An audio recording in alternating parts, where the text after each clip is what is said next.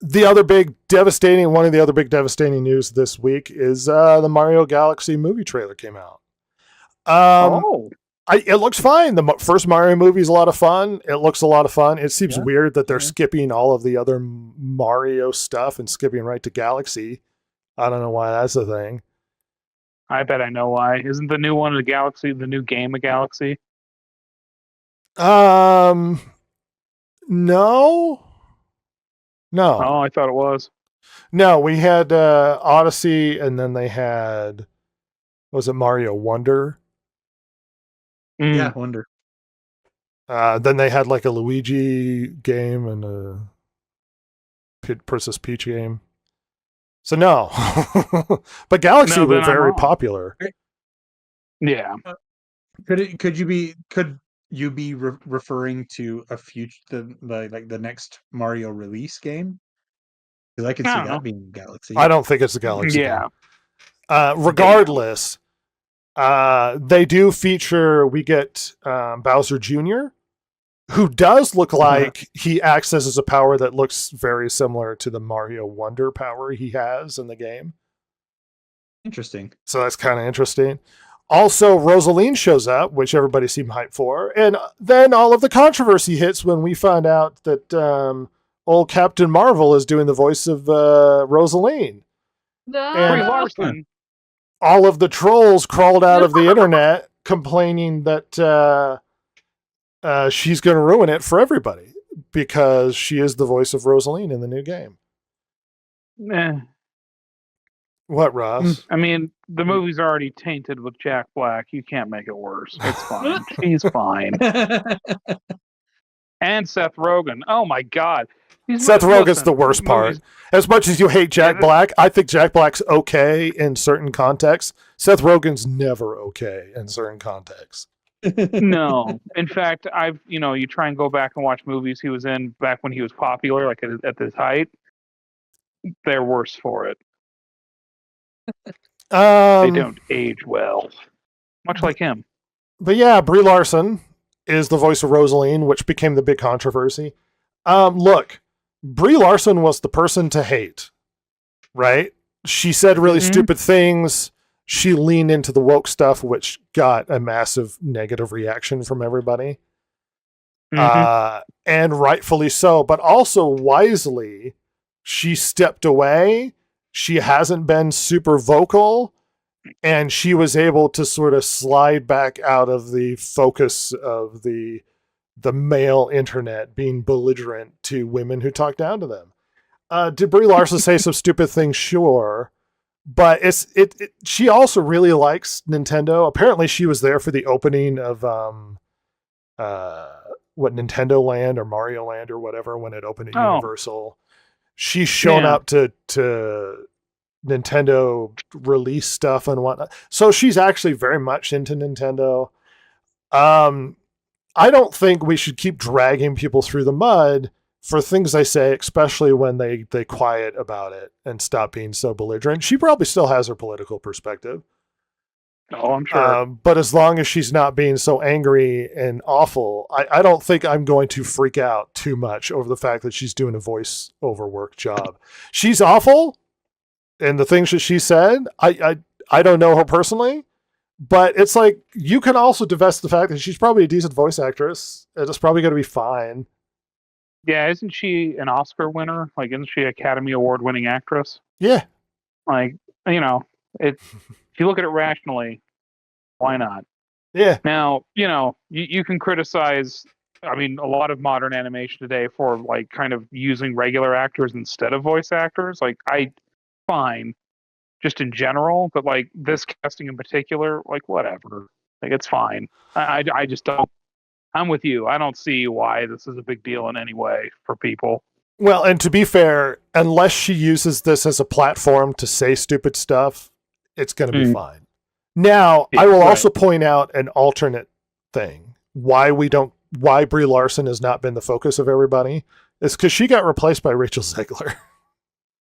And Rachel Zegler refused to shut the hell up. When she said stupid things, she doubled down, and when she said stupid things, she said it again. And she became the focus of everything all the male audiences hated about Hollywood. Yeah. And it made it easy for old Brie to sort of slide into the background. Thank God. Yeah, so I'm not freaking out about it. It's going to be fine. I don't see very many celebrities who take the time to do some self-reflection and really figure out if they've got repulsive ideas or not. And so it's like you said, she may still have those repulsive ideas. It's just that she's been quiet for a while, and they're not going to let her voice her politics. I hope they're not. They're not going to let her voice her politics in the movie. So all we're there for is just her voice, and can she play a convincing character in the movie? And if she can do that, who cares what her politics are outside of the movie? Not to detract from this conversation, but Ross, I've got more clarification on the Disney Entertainment division dropping 35%. They oversee Disney's legacy engine, ABC, FX, Freeform, the studio pipeline, the entire content arm. Okay. And weirdly enough, the CEO in waiting that's supposed to step in after Iger is the one in charge of this division. Oh, the one that's doing horribly? Dana Walden. Yeah. So despite the Disney Plus numbers are going up, the division is losing money. Yikes. So, yeah, to clarify, but I think it'll be fine unless she starts to be belligerent and say stupid things. Then she'll deserve the criticism, because if you want to be... Look, I know this seems strange that people go, well, we live in a free society, you can say whatever you want to. You absolutely can, but that doesn't mean you're free from criticism. So if she wants to be political, then she will receive a response in that realm. If you want to be outspoken, which you have every right to be, you don't have a right to be protected because of your opinions. And so if she's going to use it as a platform while participating in this film, then she can receive criticism. But if she's going to be fine and promote the film and be happy to be a part of Nintendo, there's no reason to be not to be happy for her. I'm not an insensitive piece of crap. She's a human being. She's allowed to enjoy things and want to be in Nintendo, and Rosaline's a fun character. And she's probably going to do a decent job as the voice actress of Rosaline. Yeah, probably. If she was Sydney Sweeney, this would be a different story. Anyway.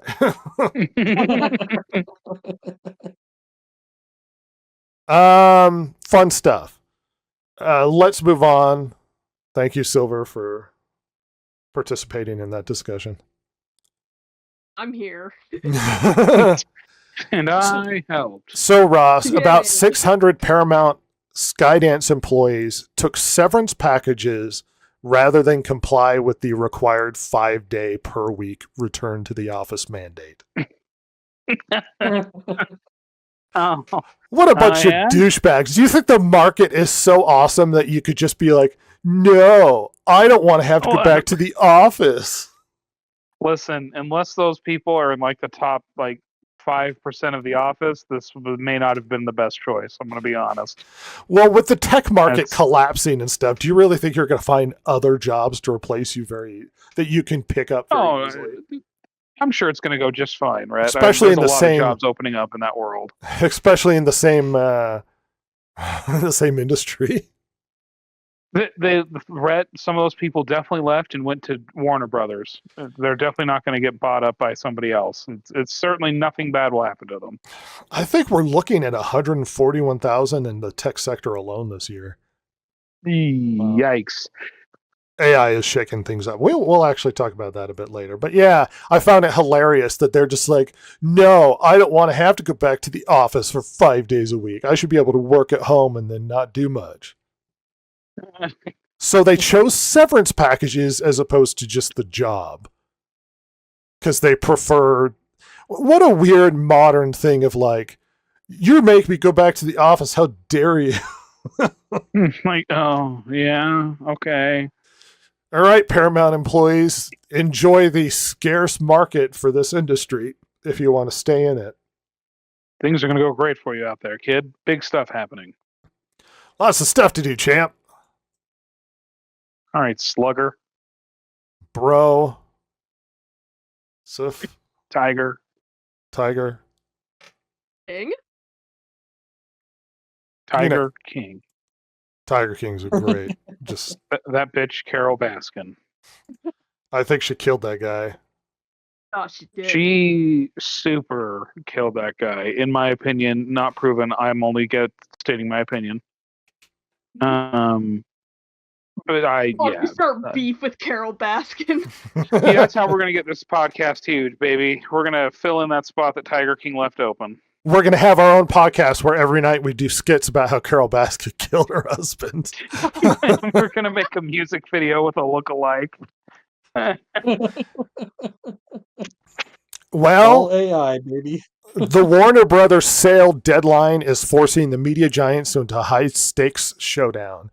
That's right. It looks like Warner Brothers' collapse and sale is coming to a bidding war between Paramount, Comcast, and Netflix. What is going on? Oh my god! As the corpse and Netflix didn't bones even want the stupid place. of Warner are picked over, we'll see who emerges triumphant, holding I bet James Gunn is feeling very secure. the former corpse of Warner Brothers, Discovery. Oh my god! Apparently, This is Paramount sad. is making another move again to try and take Warner. Netflix also enters the arena with its own offers. And out of nowhere, Comcast is making an effort to also acquire Warner. But you have to remember, this is not only attached to Warner and superficially the DC universe, but HBO and everything attached to that. Everybody forgets HBO is coming out with a Harry Potter show. They own Harry Potter. Oh, yeah. Yeah, That's coming. one thing that's worth a damn. Watch it get sold to somebody and Black Snape goes away. Oh, please, God, please.